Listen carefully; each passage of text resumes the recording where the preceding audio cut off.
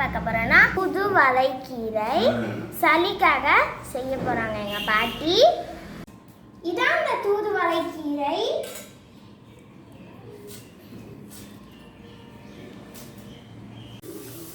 தூதுவளை துவையலுக்கு கொஞ்சம் எண்ணெயை ஊற்றி பெருங்காயம், உளுந்து, மிளகாய் மூணையும் போட்டு நல்லா வறுக்கணும்.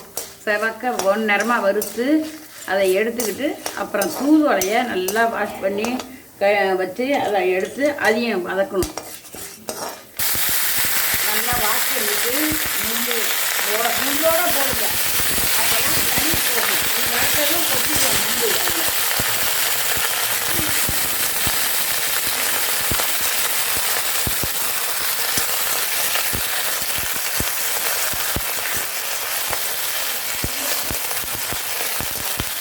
மிளகா, உளுந்து, இது பெருங்காயம், இந்த புளி கொஞ்சம், அப்புறம் உப்பு தேவைக்கான உப்பு, அந்த தூதுவளை இலையும் வச்சு இதில் வச்சு துவையல தேங்காய் கொஞ்சோண்டு வைக்கணும். வச்சு அரைச்சி நல்லெண்ணெய் ஊற்றி சாப்பிட்டோம்னா சளி பூரா போயிடும்.